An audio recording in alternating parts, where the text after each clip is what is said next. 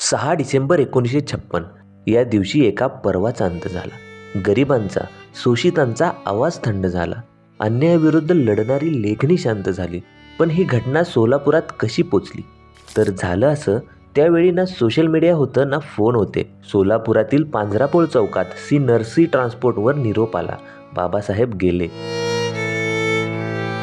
आणि त्या क्षणी संपूर्ण जिल्ह्यात एकच आक्रोश झाला. भीम अनुयायांचं जगच तुटून पडलं. तुकाराम बुवा इंगळे, केरू जाधव, अण्णासाहेब कदम, रामचंद्र जाधव यांच्यासोबत असंख्य कार्यकर्त्याचा जथ्था मुंबईकडे रवाना झाला. 7 डिसेंबरला लाखो लोकांसह त्यांनी शेवटचा निरोप दिला. देशभरातील बरेच कार्यकर्ते अस्थी घेण्यासाठी तिथेच उभे होते. त्यापैकी काहींना अस्थी भेटल्या, त्यापैकी सोलापूर सुद्धा होतं. 11 डिसेंबर 1956 सकाळी 8 वाजता मद्रास मेल आली आणि संपूर्ण स्टेशन भीम अनुयायांनी न्हाऊन निघालं. बाबासाहेबांच्या अस्थी बाहेर आल्या. 5-6 हजार लोक एका सुरात म्हणत उभे होते, बुद्धं शरणं गच्छामि, बुद्धं शरणं गच्छामि. सगळ्यांनी डोकं खाली टेकवलं, जणू आपला बाप परत सोलापुरात आला. शाळा नंबर 10 पासून भव्य मिरवणूक निघाली. मिरवणूक कसली तर चालती फिरती शोक सभा होती. सगळा जनसमुदाय रडत रडत पांझरापोळ चौकात आला.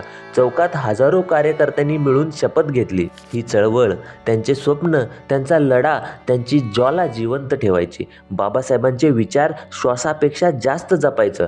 सोलापुरात स्मारक उभारायचं. आपलं सोलापूर बाबासाहेबाच्या पावन स्पर्शाने पवित्र झालंय.